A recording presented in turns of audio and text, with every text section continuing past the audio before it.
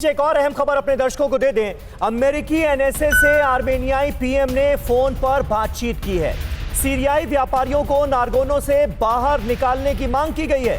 तुर्की से आए आतंकियों को लेकर भी इस बातचीत में चर्चा हुई है। सीरिया से किराए पर आए आतंकियों को बैन करने की मांग भी की गई है।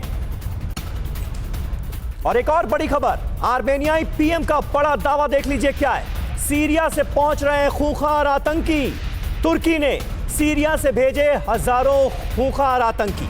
अजरबैजान के साथ आर्मेनिया से जंग के लिए इन्हें बाकायदा पैसे दिए जा रहे हैं, सैलरी दी जा रही है इन आतंकियों को। और कहा जा रहा है कि जंग के मैदान में अगर तुम आओगे तो मोटी तनख्वाह मिलेगी। तुर्की ने सीरिया से हजारों खूंखार आतंकियों को भेज दिया है। और एक और बड़ी खबर आप जान लीजिए, उसके बाद चौधरी इफ्तिखार गुज्जर का मैं रुख करूंगा। पाकिस्तान से हमारे साथ हैं। आर्मेनिया के खिलाफ अजरबैजान की बड़ी कार्रवाई, आर्मेनियाई सेना को बड़े नुकसान की खबर है। अजरबैजान के हमले में आर्मेनियाई सेना की तबाही की जानकारी सामने आ रही है। बड़ा नुकसान किया है अजरबैजान की सेना ने आर्मेनिया की सेना का। ये ताजा जानकारी और कुछ पिक्चर्स हमारे सामने आ रही हैं। युद्ध का ये सबसे ताजा वीडियो है जो आप पहली बार TV9 भारतवर्ष पर देख रहे हैं। ये एक्सक्लूसिव तस्वीरें और ये साफ जाहिर कर रही हैं कि किस तरह से आर्मेनियाई इलाकों को टारगेट किया है अजरबैजान की सेना ने। और आर्मेनिया का इस हमले में भी जबरदस्त नुकसान हुआ है। चौधरी इफ्तिखार गुज्जर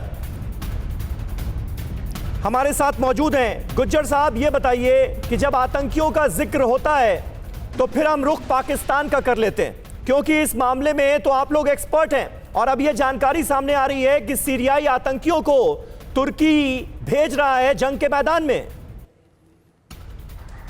आपको कम से कम अपनी हिस्ट्री का पता होना चाहिए कि 1970 की वार में मुक्ति बानी और कादर बानी के रूप में आपने अपने आतंकी मशरकी पाकिस्तान में दाखिल किए थे और पाकिस्तान को तोड़ा था। सबसे बड़े आतंकी तो आप हैं। आपके यहाँ आरएसएस की सोच है, जो गोडसे आपके गांधी को कत्ल करता है, राजीव गांधी को बम ब्लास्ट में आप लोग मारते हो, खुद कुछ धमाकों में इंदिरा गांधी को मारते हो। आप अपने गिरबान में क्यों नहीं जागते? दूसरी बात मैं आपसे ये कहूंगा कि आप जो है इसको थर्ड वर्ल्ड वार कैसे कह सकते हैं?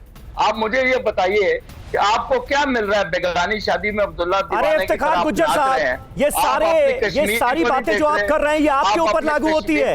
ये आपके ऊपर लागू होती है। गोडसे आतंकी था, आतंकियों को पूजा किस मुल्क में जा रहा है? आपके मुल्क में। बेगानी शादी में अब्दुल्ला दीवाना कौन हो रहा है? पाकिस्तान हो रहा है, अजरबैजान और आर्मेनिया के युद्ध में। आपको नहीं, आप बात तो किसी को शर्म नहीं आती आपको ये बातें करने में? रोक लेते।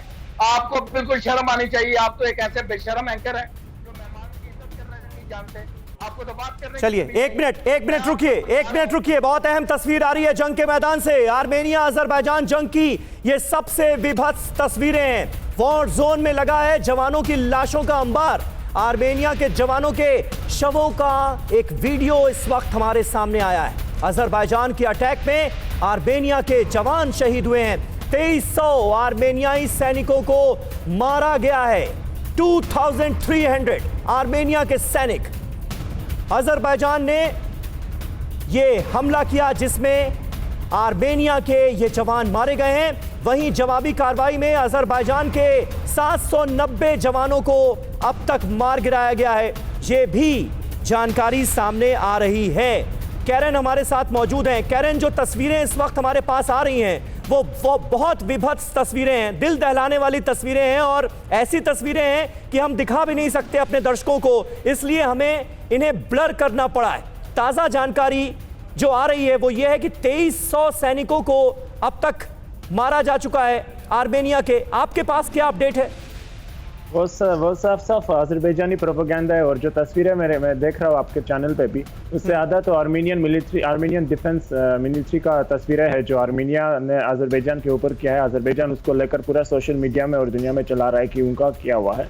इतना ना ज्यादा मौत हुई है आर्मीनियंस की, ना इतना तबाह मचा रखा है अजरबैजान ने। और ये चीज़ एक बार बता दूं, ये अजरबैजान के लिए, अजरबैजान सरकार के लिए ये अपने तख्त बचाने के लिए एक लड़ाई है, क्योंकि इस युद्ध के बाद अगर यदि अजरबैजान नगोर्नो कराबाख वापस नहीं ले पाता है तो मुझे लगता है सरकार गिरेगी, क्योंकि इस बार तुर्की भी आ गया है। तो पूरा अजरबैजान का जो लोग है बैठ के इंतजार कर रहे हैं कि अभी ये लोग स्टेफानाकेर्त नगोर्नो कराबाख जाने वाला है।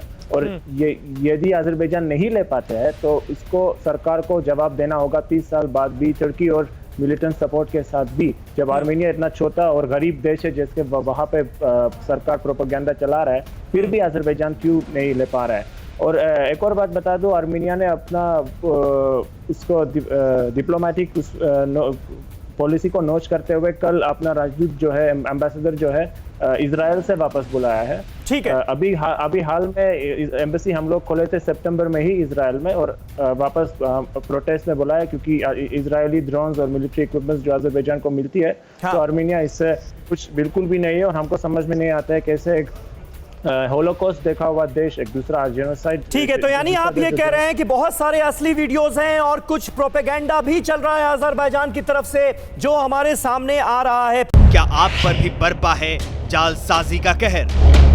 सपने टूटे आपके, न घर के न घाट के। क्या आप भी हुए हैं धोखाधड़ी के शिकार? भेजिए अपनी आप बीती lootkhar@tv9.com पर। देखिए रोज रात 9:30 बजे। फिक्र आपकी,